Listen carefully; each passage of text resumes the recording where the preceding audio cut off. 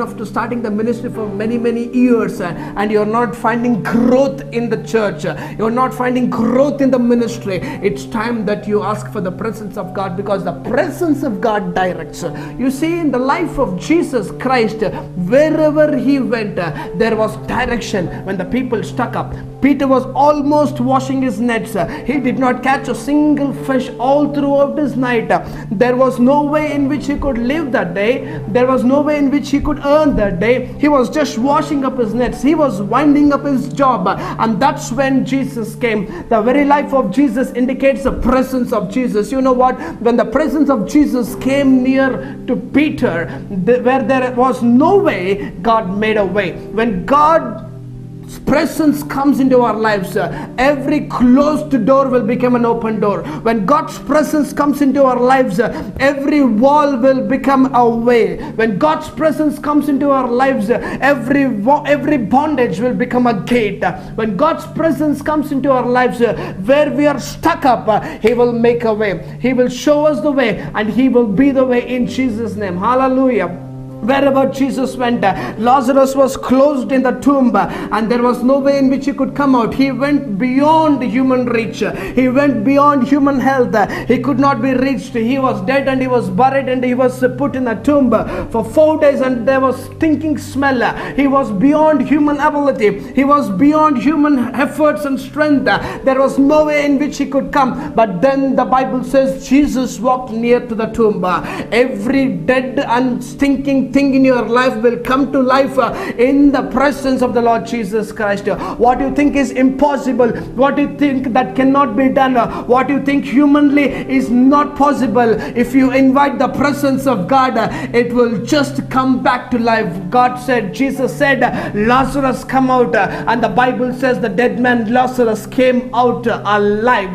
I give the Lord the glory for the glorious presence of God in our lives today. I give the Lord glory for he entrusted himself into our lives and filled us with his presence. So what a joy it is for us to carry his presence wherever we are. You know, the presence of God is direction. The presence of God, it gives the direction in the way in which we need to go. And in the last days, this is what the church is needed. This is what we as the body of Christ we need. We need people who could carry the presence of God and who could direct the people from the land of bondage to the land of promise. What a joy it is for us to understand the importance of the presence of God. Why am I sharing this to you? I'm sharing this to you out of the burdened heart of the Lord, that God wants us to be the carriers of his presence in the last days. There are so many people around us, my dear people of God. Just look around yourself. Just look around your families. Just look at the lives of your relatives or your neighbors. They are stuck. They don't know where they need to go. They don't know how they need to go. They are stuck. They are losing their time. They are wasting their time. They are crying. They are shedding tears. And they are losing their life. Their strength is being drained from their lives. They don't know where to go. They don't know what to do. They don't know whom to contact. The best answer is right in the presence of God. When you invite, when yourself, you will be the presence carrier. When you will be the carrier of God's presence, it is going to change, and it is going to make a direction where there is no way. It's going to make a way in the wilderness in the last days. Today, I pray thee that this year, 2015, is going to be a year of God's presence. It's not a feel-good message. It's not that happy go-around message. But I want to put the very heart of God. It is the burning desire that God wants to entrust himself into the lives of those people who would consecrate themselves, separate themselves from every worldly affair, from every worldly things. Technology, media, this and that is not going to help God do his work. Don't try to help God, my dear people of God. Never try to help God, but just allow God to help you. Just allow God to help you. We are not big enough than God. We are not big enough than the God that we worship. No, it's time that we acknowledge our insignificance and we acknowledge his significance in our lives. I thank God for this wonderful moment of time that which we had in just studying this revelation of God's presence from the book of Joshua chapter 3 verses from 15, 16 and 17. When they carried the ark, the people of Israel walked across into the promised land. Because of the carriers of God's presence, today there is revival that is waiting in our land. Because of the carriers of God's presence, there is a breakthrough waiting in our families. Because of the carriers of God's presence, there is a hindrance and there is a healing and there is deliverance that is waiting at our doorsteps. My dear people of God, it is time, it is high time that wherein you could close your eyes and ask God for His presence to fill you. Consecrate yourselves, set apart yourselves, and make sure that put your effort, your hard work, your discipline, everything, and so that God would entrust Himself, His presence, the Holy Spirit would fill the atmosphere in which you are walking and living, and so that the God would direct and open up the ways. Every closed doors in your life will be open if you just carry the presence of God. God's presence is so very important, and I'm not closing this message without telling you the significance of God's presence. We have just understood, we have heard its significance, we have seen its applications. Now it is high time for us to put it into practice. I encourage you, those of you who are right now watching this message, that you please join with me in prayer. That will you please close your eyes, stretch forth your hands towards this television, towards this media, wherever you are. Reach out and touch the hem of the garment of the Lord Jesus Christ. Just like the woman, the old woman, by faith she touched her, and the healing virtue of the Lord flowed and touched her. And this, as at this moment, as you begin to stretch forth your hand and reach out and touch Him by faith, say, Jesus, fill me with your presence. Say, Father, in the name of Jesus, fill me with your presence. And it is your presence that I need. As you make this prayer, I will pray with you that this year is going to be an year of God's presence. This year is going to be an year where the church is going to walk right through to revival because of the presence of God over your lives. Never be mistaken. Everything else is rubbish, vain.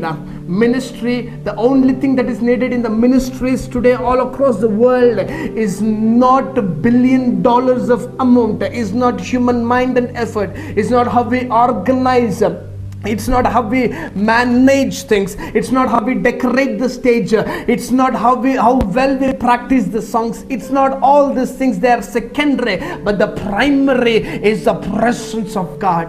If that is missing in any of the meetings all across the world today, we are missing the main thing. But right now it is the time for us to get back to the basics, from where we have come, to go back to where we belong to, right into the presence of God. Father God, I thank you for this wonderful time. I thank you for this wonderful way in which you have given us the revelation of your presence. Your presence directs us. Your presence has direction. Your presence gives us the deliverance. Your presence brings healing. Your presence leads us to the promised land. Your presence opens up the doors. Your presence leads us from bondage into freedom. Your presence leads us from the natural to the supernatural.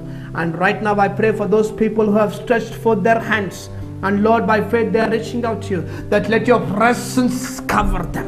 And Lord, that you touch them, and that you would cover them with your presence. And may they be the carriers of your presence throughout this year, oh God. And because of these people, there is going to be a breakthrough in their lives, in their families, and in their ministries, in their workplaces, and in their churches. Dear God, I pray thee that you are looking for an army that would carry your presence in the last days. And Lord, we are here. And we are here ready to carry your presence in the last days, so that we could all march forth into the land of the promise. Your coming is near, and we need to understand it is so important that we carry your presence, oh God. That's the mark on us, on our lives. Your presence is the mark on our lives that we belong to you. Lord, as these people who have watched this program, As these people who have watched this message, may this revelation open up their eyes, and may they long for your presence as David longed for your presence. As the deer panted for the water brooks, so my soul thirsts for thee, O God. Let this thirst be, Lord, let it increase in our lives for your presence. And may you lead us all through this year with your presence. I thank you for this wonderful time, for the way in which you are touching the people, for the way in which you are opening up the eyes of the people, for the way in which there are ways that are being created in the lives of those people who are carrying your presence. Thank you for moving already, O God, committing them into your loving hands for the greater move of God in the days to come. We submit ourselves in your loving hands, in the matchless and the mighty name of our Lord and Savior Jesus Christ. We ask this prayer. We thank you, Lord. In Jesus' name, amen. God bless you. Thank you for watching us and spending your time. And I pray thee once again that this year would be an year of God's presence. Wish you a very blessed, happy new year. God bless you.